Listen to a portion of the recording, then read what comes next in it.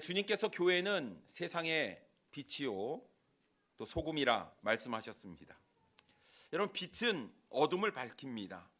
달은요 그 자체적으로는 빛을 발하지 못하지만 태양의 빛을 반사해 가지고 밤의 어둠을 밝히는 것처럼 우리가 빛 대신 예수 그리스도, 빛 대신 우리 하나님을 믿는 우리가 주님으로부터 그 빛을 받아 가지고 우리가 이 세상을 잘 밝혀야 될 줄 믿습니다. 그렇다고 한다면 이 교회가 이 하나님의 빛을 잘 받아야 하는데요, 그렇다고 한다면 하나님의 말씀대로 우리가 순종하는 삶을 살아야 하는 겁니다. 우리가 하나님의 말씀대로 순종하며 살지 못하면 절대로 이 어두운 세상을 밝힐 수가 없다라는 것이죠. 또 소금은 맛을 냅니다. 맛을 내기 위해서는 소금이 철저히 녹아져야 하겠죠. 우리의 희생과 헌신이 없이는 절대로 맛을 낼 수가 없다는 것입니다. 내가 누릴 것 다 누리고 내가 세상과 동화되며 살면서 이 썩어져가는 세상 가운데 맛을 내는 것은 불가능한 것이죠. 그렇기 때문에 교회가 하나님의 말씀에 순종하는 삶을 살고 또 복음을 전하고 철저한 자기 희생과 헌신을 통해서 이 세상을 향해서 그리스도의 아름다운 참맛을 내야만 하는 것입니다. 그런데 언제부터인가 이 교회가 능력을 잃어버리고 말았습니다. 자꾸 자신만을 생각하는 이기주의 또 개인주의 앞에서 교회는 철저히 무너지고 말았습니다. 그러니까 교회가 가지고 있는 이 예수 그리스도의 능력을 잃어버리게 된 거예요. 말씀에 순종하는 삶보다는 자신의 삶이 더 중요하게 생각을 하게 되었습니다. 주는 것이 더 복이 있는 일이고 주님께서는 나누어 주고 베푸는 삶을, 섬김의 삶을 살라고 말씀하셨는데 우리는 희생과 헌신보다는 내가 누리기를, 내가 더 받기를 좋아하는 그런 시대에 우리가 살고 있다라는 것입니다. 교회가 세상을 향해 빛을 발하고 맛을 내야 하는데 교회가 세상을 닮아가기 시작했습니다. 그러면서 점점 예수 그리스도의 능력을 잃어버리고 말았지요. 이제 우리는 그리스도의 몸된 교회로서 교회의 역할을 잘 감당해야 될 줄 믿습니다. 이 세상을 향해 빛을 발하고 또 맛을 내야 합니다. 세상을 닮아가고 세상을 따라가는 것이 아니라 이 세상에 예수 그리스도의 놀라운 능력을 우리가 선포하고 베풀고 나누어 주는 삶을 살아야 하는 것이지요. 그래서 오늘 우리는 본문 말씀을 가지고 예수 그리스도의 능력을 주는 교회라는 제목으로 함께 은혜를 나누기를 원합니다. 첫째로 교회는 세상의 현실적인 모습을 볼 수 있어야 합니다. 베드로와 요한이 9시 기도 시간에 성전에 올라갔습니다. 오늘 본문 1절 말씀에 보면 제9시 기도 시간에 베드로와 요한이 성전에 올라갈새 이렇게 말씀하고 있어요. 여러분, 유대인들은 하루에 3번 기도했습니다. 3시, 6시, 9시. 3시라 하면 오전 9시, 우리 시간으로 오전 9시, 그리고 6시라고 하면 오후 정오 12시를 이야기하고요. 9시는 오후 3시를 이야기하는 겁니다. 그러니까 유대인들은요, 늘 관습에 따라 가지고 이 하루에 3번씩 기도하러 성전에 올라갔다라는 것입니다. 오늘 베드로와 요한도 유대인의 관습을 따라서 기도 시간에 맞춰 성전에 올라갔다라는 것입니다. 근데 여러분 한번 생각해 보세요. 좀 뭔가 이상하지 않습니까? 왜 베드로와 요한이 유대인의 관습을 따라서 기도 시간에 성전에 올라갔느냐 하는 것입니다. 여러분, 성전이 무엇일까요? 성전, 하나님이 계신 곳을 우리가 성전이라고 이야기를 할 수가 있습니다. 구약 시대에는 하나님께서 계신 이 성전에 와서 하나님께 예배를 드렸습니다. 맞습니다. 하지만 여러분, 신약 시대에 와서 예수 그리스도께서 우리 죄를 위해서 십자가에 못 박혀 죽으시고 부활하시고 승천하신 이후에 예수 그리스도를 믿는 자들, 즉 거듭난 그리스도인의 몸이 성전이 되었어요. 고린도전서 3장 16절 말씀에 보면 너희는 너희가 하나님의 성전인 것과 하나님의 성령이 너희 안에 계시는 것을 알지 못하느냐 이렇게 말씀하고 있습니다. 그러니까 여러분, 이제 예수 그리스도를 개인의 구세주로 영접한 사람은 더 이상 성전에 올라갈 필요가 없습니다. 성령께서 어디 계십니까? 구원받은 사람 안에, 내 안에 계시는 겁니다. 그래서 여러분 더 이상 짐승을 잡아가지고 유월절을 지키지 않아도 되었습니다. 왜냐하면 우리 예수 그리스도께서 친히 유월절의 어린 양이 되셔서 우리 죄를 위해서 십자가에 죽으셨기 때문에 그렇습니다. 여러분 더 이상 안식일을 지키지 않아도 됩니다. 왜요? 우리 주님께서 안식 후 첫날 부활하신 날 주일, 우리가 이 주일날 주님을 예배하기 위해서 모여서 부활하신 주님을, 내 죄를 다 사해 주시고 영원한 생명을 주시기 위해서 부활하신 주님을 찬양하는 우리가 주일을 섬기는 거예요. 그렇기 때문에 이제 이 성전, 진정한 성전은 건물이 아니라 우리 몸이 되어 버린 것이지요. 그런데 왜 베드로와 요한은 예수님의 죽으심과 부활하심 그리고 승천하심을 목격을 했잖아요. 그 성령도 받았습니다. 그런데 왜 성전에 올라갔느냐 하는 거예요. 왜 유대인의 관습을 따라갔느냐라는 것이죠. 이제 더 이상 유대교에 매여 있을 필요가 없다라는 것이죠. 예수 그리스도를 주라 부르는 사람들, 교회, 주일날 함께 모여서 주님을 예배하는 우리가 그 일을 힘써야 될 건데 왜 베드로와 요한은 기도 시간에 성전에 올라갔느냐 하는 것입니다. 목적이 있었어요. 단순히 그냥 기도 시간에 유대인의 관습을 따라 올라간 게 아니고, 여러분 유대인들이 가장 많이 모이는 곳이 어디예요? 성전인 거예요. 무엇을 하러 올라갔을까요? 예수 그리스도를 증거하기 위해서, 복음을 증거하기 위해서 갔다라는 것입니다. 사랑하는 성도님 여러분, 우리의 사명이 무엇입니까? 복음을 전하는 것입니다. 여러분 복음을 전하기 위해서 접촉점이 필요한 거예요. 여러분 예수 믿지 않는 사람들을 만나야 복음을 전하는 거 아니겠습니까? 우리가 나가지 않는다면, 우리가 만나지 않는다면 어찌 복음을 전할 수가 있겠느냐 하는 것입니다. 어떤 접촉점이 있어야지만 우리가 복음을 전할 수 있는 것 아니겠습니까? 베드로와 요한이 성전에 기도 시간에 올라갔던 것은 수많은 유대인들이 그 시간에 성전에 올라가서 기도하기 때문에 이 사람들을 만나서 접촉을 하고 복음을 전하기 위해서 올라간 거예요. 이제 더 이상 너희들이 여기에 매여 있을 필요가 없다. 예수 그리스도만 믿으면 구원을 받는다라는 이 아주 놀라운 성경의 진리를 알려주기 위해서 베드로와 요한이 올라갔다라는 것입니다. 그렇다고 한다면 우리도 복음을 전하러 나가야 하는 것입니다. 사람을 접촉할 수 있는 곳에 가야 하는 거예요. 여러분 전도는 어떻게 시작하냐면 일단 가는 것부터 시작됩니다. 가는 것부터. 여러분 너희는 가서 모든 민족을 제자로 삼으라고 주님께서 말씀하셨잖아요. 너희는 온 천하에 다니며 만민에게 복음을 전파하라고 말씀하셨습니다. 우리가 가지 않는데 어떻게 만날 수 있으며, 우리가 가지 않는데 어떻게 전도를 할 수 있느냐 하는 것입니다. 그러니까 베드로와 요한은 어떻게 해요? 사람을 만나기 위해서, 영혼을 만나기 위해서 기도 시간에, 구시 시간에 성전에 올라갔다라는 것입니다. 그래서 사람을 만나게 되죠. 누구를 만나게 됩니까? 성전 미문 앞에서 구걸하는 안진뱅이를 만나게 되었습니다. 이 사람은요 나면서부터 걷지 못한 사람이었습니다. 매일 사람들이 그를 성전 미문 앞에다 데려다 놓고 구걸하게 만들었어요.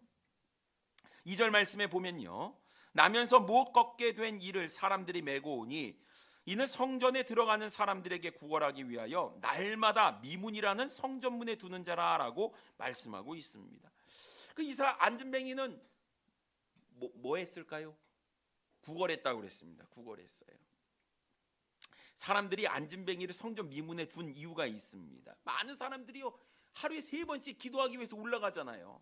그러니까 수많은 유대인들을 만날 수가 있기 때문에 동냥하기가 쉬웠다라는 겁니다. 뿐만 아니라 유대인들은요 남을 구제하는 일을 굉장히 큰 덕목으로 여겼고 하나님으로부터 상급을 받는다고 생각을 했어요. 그렇기 때문에 유대인들은요 이렇게 많은 사람들에게 그 구걸하는 자들에게 은혜를 베푸는 것으로 내가 상급이 쌓이고, 그렇기 때문에 그 일을 서슴지 않게 했다라는 거예요. 그러니까 서로 좋은 거죠. 유대인들은 내가 하나님께 이렇게 구제함으로써 상급을 받으니까 좋고, 또 구걸하는 사람들은 적선을 받을 수 있으니까 좋고, 그래서 많은 사람들이 이렇게 도와주니까 안진뱅이가 그 성전 미문에서 구걸을 하게 되었다라는 거예요. 베드로와 요한이 기도 시간에 올라갈 때에도 그 사람은 여전히 구걸하기 시작했다라는 것입니다. 3절 말씀에 보면 그가 베드로와 요한이 성전에 들어가려 함을 보고 구걸하거늘이라고 말씀하고 있습니다.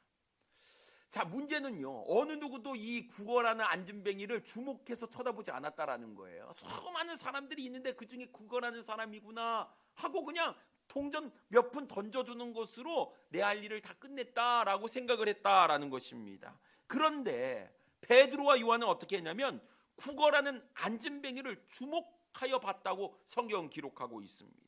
4절 말씀에 보면요, 베드로가 요한과 더불어 주목하여 이르되 우리를 보라 하니라고 말씀하고 있습니다.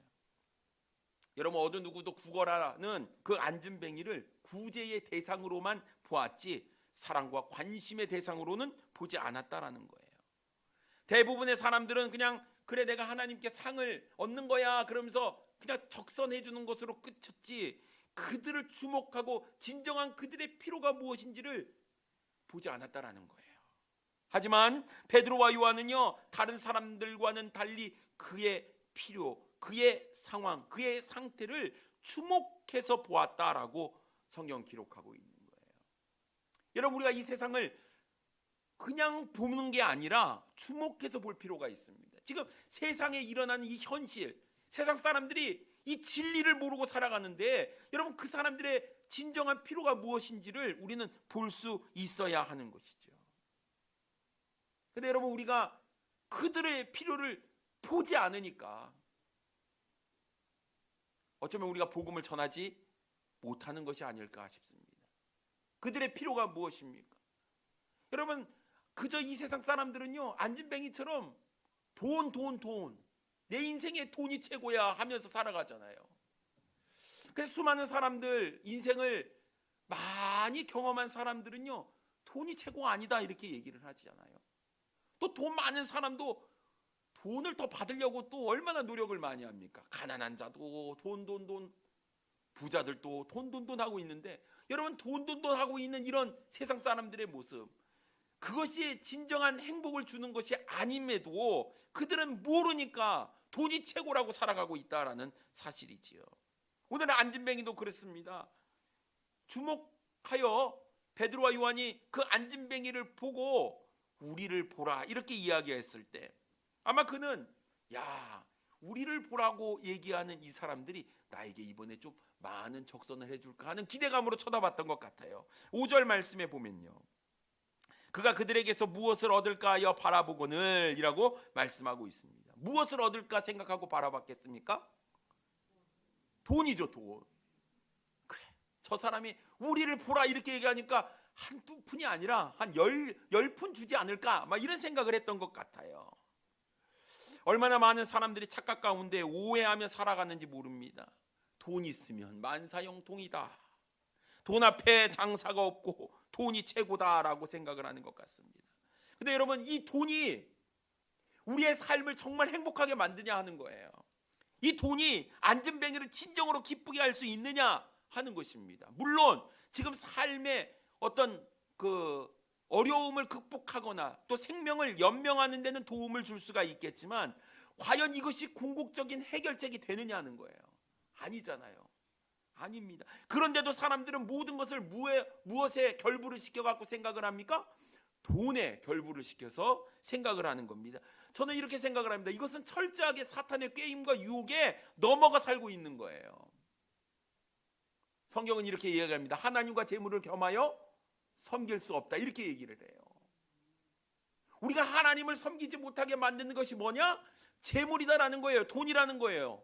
근데 마귀는 이 돈, 물질을 가지고 우리의 마음을 유혹하는데, 그래서 우리의 온 생각과 온 마음이 뭐에 꽂혀 있습니까? 물질에 있는 거예요. 물질에. 오늘 안진뱅이도 그랬습니다. 이 안진뱅이가 오늘 이 시대를 살아가는 수많은 세상 사람들의 모습을 대표하고 있는 것을 우리는 깨달아야 된다는 것이죠.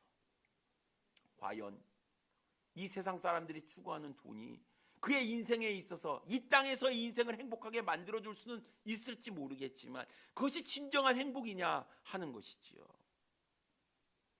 돈만 있으면 모든 문제를 해결할 수 있다고 생각하는 것, 돈만 있으면 행복할 것이라고 생각하는 것, 여러분, 돈은 우리가 살아가는데 유용하긴 하지만 절대적인 것은 아니다라는 것입니다.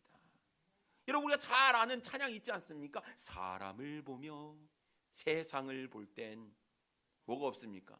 만족함이 없는 거예요. 여러분, 옆에 있는 사람 보세요. 이 세상을 한번 둘러보세요.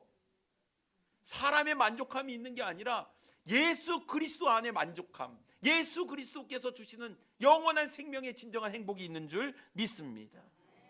여러분, 우리가 뭔가를 가졌을 때는 그때만 좋아요. 그때. 근데 금방 또 잊어버립니다. 또 뭐 있으면 좋고 또 없어도 또 살아가는 데 큰 문제가 없는데도 불구하고 우리는 늘 마치 밑 빠진 독에 물을 붓는 것처럼 담고 담아도 언젠가는 다 빠져나가고 새어나가는 이 물질에 너무 연연하고 살아가고 있는 것이 아니냐는 거예요. 여러분, 진정한 행복은 돈이 아니라는 것을 우리 거듭난 그리스도인, 우리 교회가 보여줘야 한다라는 사실입니다. 아무리 돈이 많아도 할 수 없는 것이 있다라는 것을 우리가 알려주어야 하는 겁니다. 돈 때문에 인생을 허비하거나 낭비하며 살아가는 것이 아니라 진정한 가치가 어디 있는지를 분명히 알고 우리의 참된 주님이신 우리 예수 그리스도를 영화롭게 하는 삶을 살아가는 것이 가장 행복한 삶이다라는 것을 우리가 삶으로 증명해 보여주어야 한다라는 것이죠. 사람들이 왜 돈 할까요? 자신이 잘 먹고 잘 살기 위해서입니다. 내가 잘 누리려고.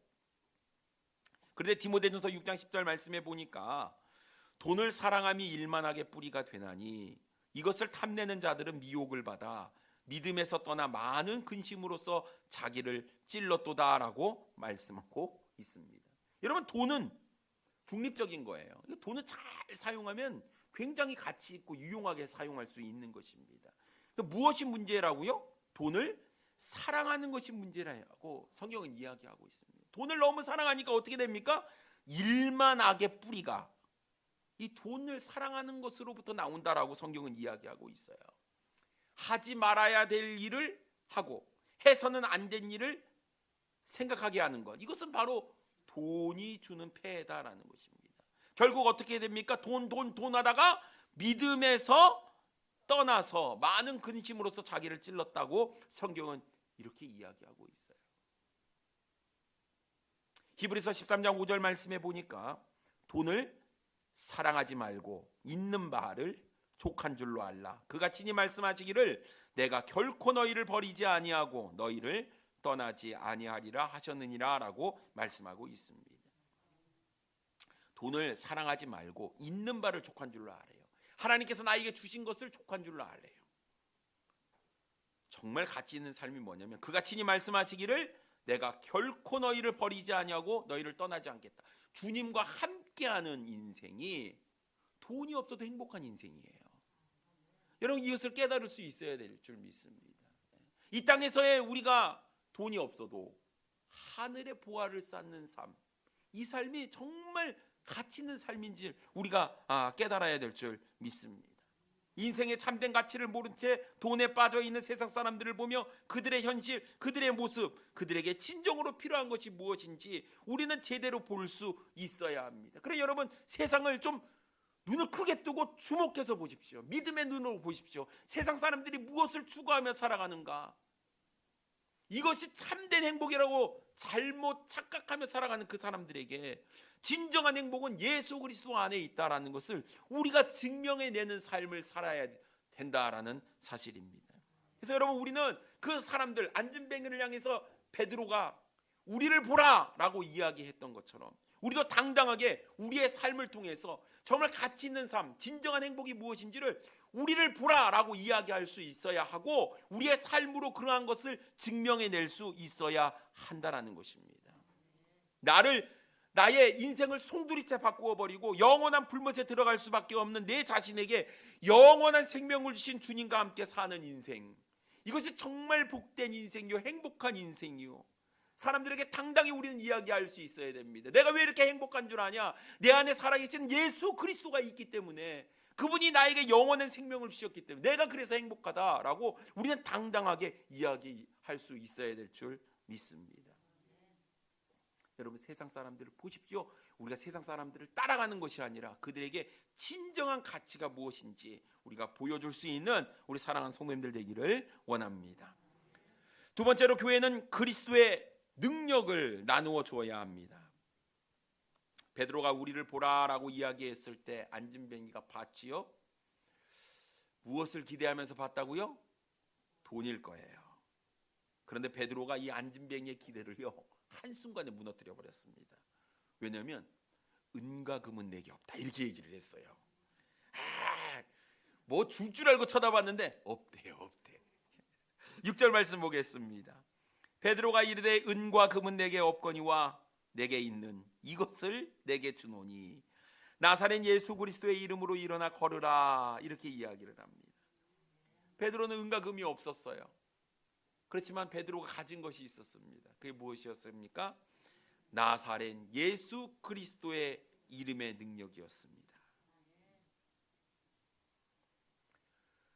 무엇이 더 가치 있겠습니까? 예수 그리스도의 능력, 그것이 더 가치 있는 것 아니겠습니까? 여러분, 베드로가 우리를 보라 이렇게 얘기했는데, 여러분 베드로가 어떤 사람이었어요? 갈릴리에서 어부로 배와 그물을 가지고 살았던 사람이었어요.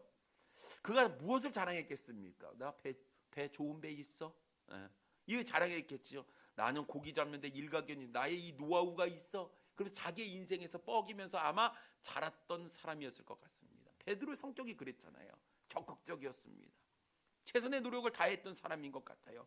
어떻게 보면 어부로서 잔뼈가 굵은 그쪽에서는 그래도 나름 이름이 있는 사람이 아니었을까 싶습니다. 근데 예수님이 베드로를 부르셨잖아요. 그때 베드로는 배와 그물을 버려두고 예수님을 따르게 됩니다. 그의 인생이 완전히 바뀌었어요. 이제 나의 인생의 가치는 예수 그리스도에게 있다. 그래서 예수님의 수제자가 되었지요.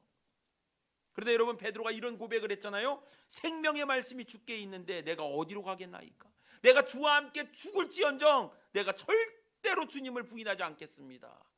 이렇게까지 얘기했던 베드로였습니다. 그런데 여러분 이 베드로가요 예수님의 고난과 죽음 앞에서 자신도 잡혀서 죽을까 봐 두려워 예수님을 모른다고 부인을 했습니다. 그것도 3번이나 말입니다. 어떻게 보면 그는 실패자였습니다. 그는 패배자였습니다.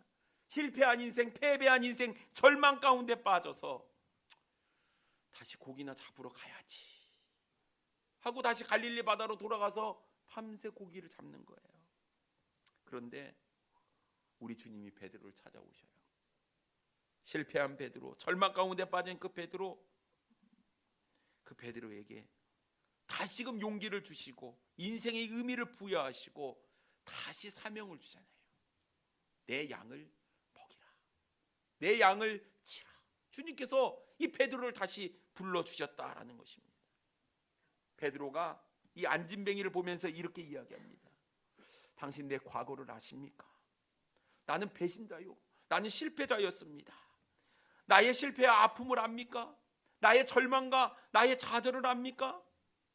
그런데 이 나사렛 예수 그리스도께서 나를 회복시켜 주셨습니다.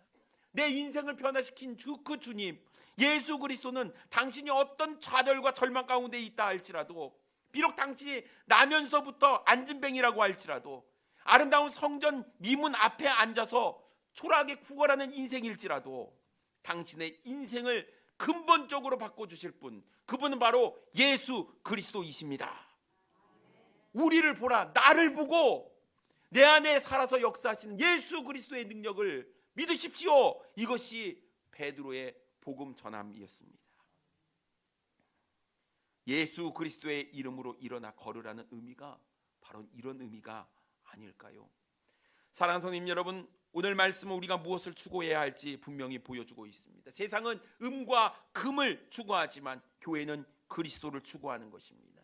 이 세상은 음과 금으로 가득 채우려고 하지만 교회는요 그리스도로 가득 채워야 하는 것입니다. 그리고 세상이 알 수 없는 오직 교회만이 가지고 있는 유일하신 예수 그리스도를 이 세상을 향해 우리가 선포해야 되고 외쳐야 되고 복음을 전해야 하는 것입니다. 여러분, 교회는 세상을 향해서 이렇게 고백할 수 있어야 됩니다. 우리는 세상이 말하는 은과 금이 없습니다. 세상이 말하는 권력도 없습니다. 세상이 말하는 명예도 없습니다. 그러나 우리에게 가진 것이 있는데 그것은 바로 예수 그리스도의 능력입니다. 우리가 그렇게 이야기할 수 있는 거예요.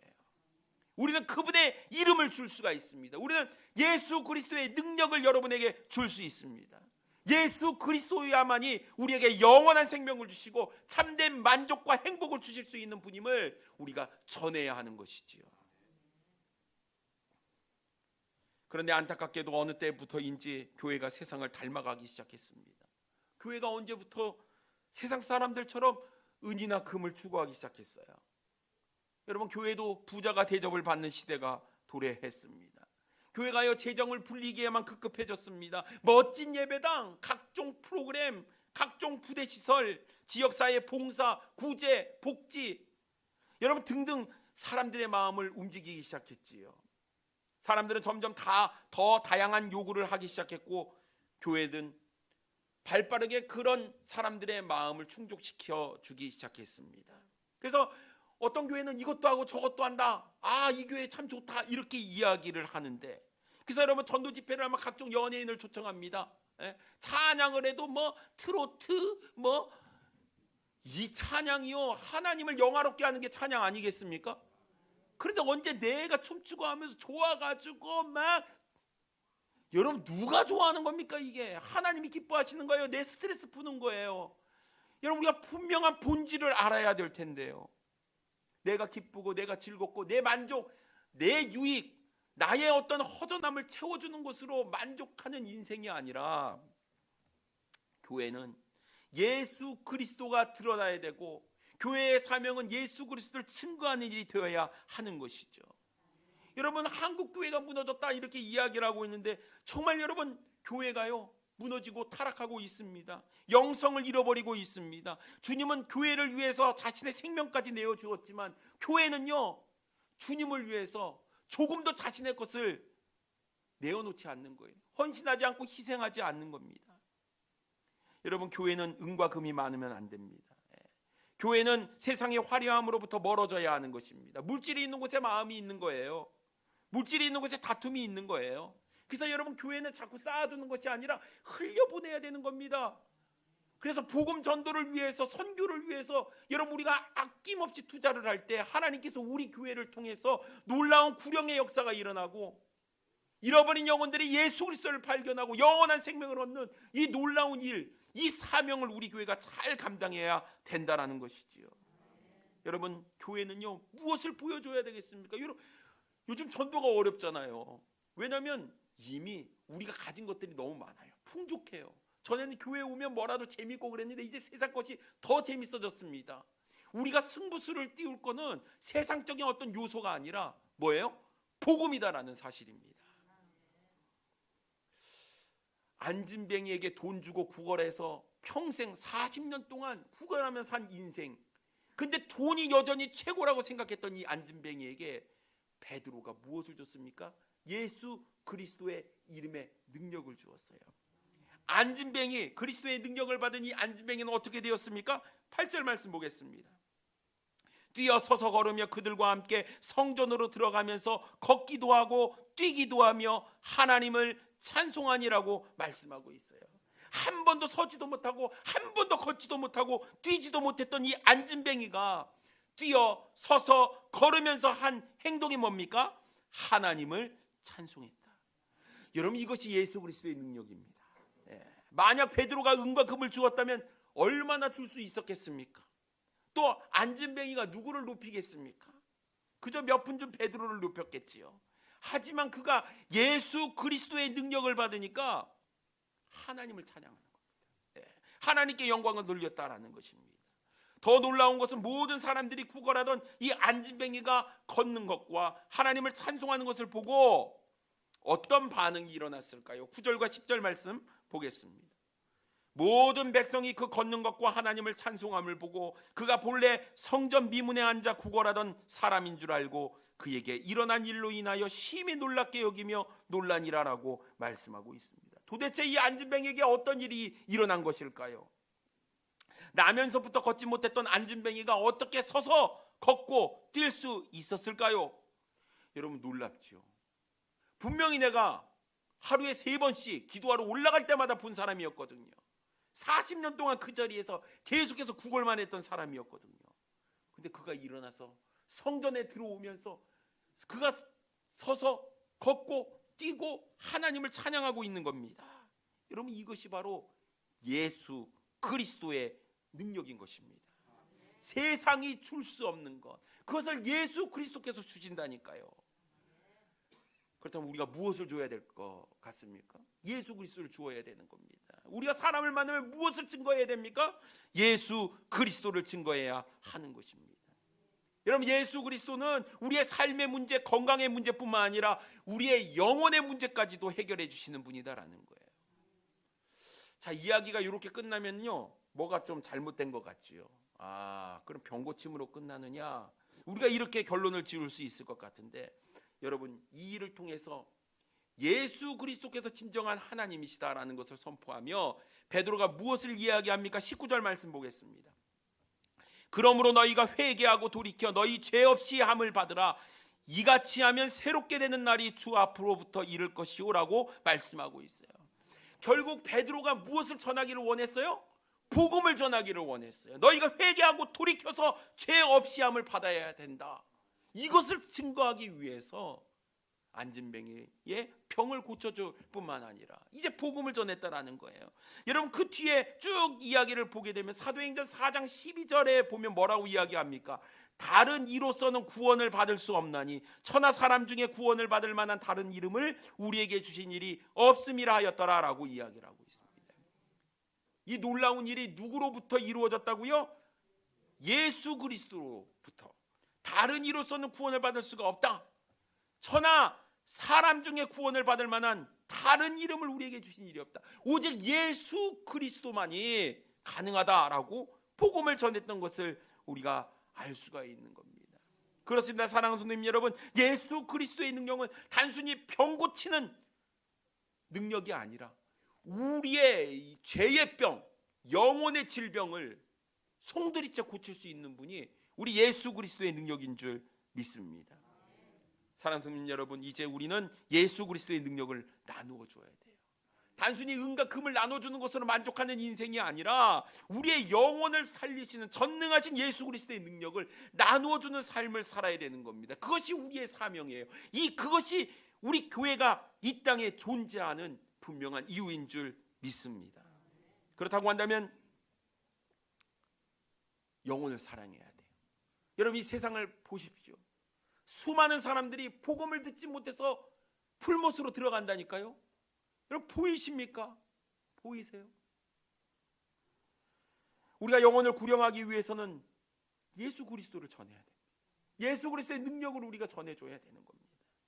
교회가 이 세상에 진정으로 주어야 될 것은 어떤 사회적인 복지, 구제 다 좋습니다만 정작 줘야 될 예수 그리스도의 능력, 예수 그리스도의 복음을 우리가 주지 못한다면 여러분, 이 세상은 영원한 불목 가운데 들어갈 수밖에 없는 것이지요. 우리가 어떻게 구원받았습니까? 예수 그리스도 이름의 능력으로 우리가 구원받았습니다. 세상 사람들이 영원한 불못으로 들어가고 있는데 여러분, 우리가 어찌 복음을 증거하지 아니할 수가 있겠습니까? 다 좋습니다. 코로나 시대 우리가 너무나 당황스러웠잖아요. 모이는 것조차 불가능한 시대에 우리가 살고 있었습니다. 근데 이제 코로나 저도 걸려보니까 알겠더라고요. 이게 그 어떤 동질감을 좀 느끼지 않습니까? 저분도 그렇게 아프셨구나. 네. 그렇게 걸리기 전에는 무섭던 코로나가 또 걸려보니까 또 뭐 괜찮네 뭐 이런 생각도 드는 겁니다. 좀 두려움이 좀 덜해진 것 같습니다. 3년 동안 정말 교회가요, 예수 그리스도의 이름의 능력, 예수 그리스도의 복음을 증거해야 되는데 너무 사탄의 게임에 빠져 있었던 것이 아니냐. 우리가 6월달이면 새생명 전도 축제를 했는데 우리 못한 지도 이제 3년이 됐는데 익숙해져 버린 우리의 모습을 생각하며 정말 우리 교회가 지금 이 세상에 빛이요 소금의 역할을 잘 감당하기 위해서는 예수 그리스도를 우리가 잘 전해야 되는데 우리가 너무 소극적으로 대한 것은 아닌가. 여러분, 세상 사람을 만나고 세상 사람들의 필요를 채워주는 것도 중요하지만 반드시 우리가 전해야 될 것은 예수 그리스도인 줄 믿습니다.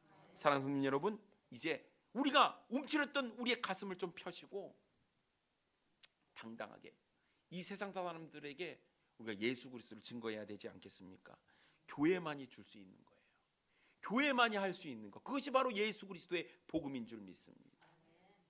베드로와 요한이 금과 금은 내게 없지만 내게 있는 것, 내가 가진 것을 내게 주노니 나사렛 예수 그리스도의 이름으로 일어나 걸으라 하는 것처럼, 여러분, 우리가 세상 사람들이 너희가 원하는 거 내가 가지고 있지 않지만 내가 가진 것이 있는데 예수 그리스도를 너에게 준다, 우리가 당당하게 이야기할 수 있어야 될 줄 믿습니다. 사랑하는 성도님 여러분, 이 세상에 복음을 전하는 저와 여러분이 되기를 원합니다. 귀한 사명을 잘 감당할 수 있는 우리 성도님들 되기를 원합니다. 기도하겠습니다. 주님,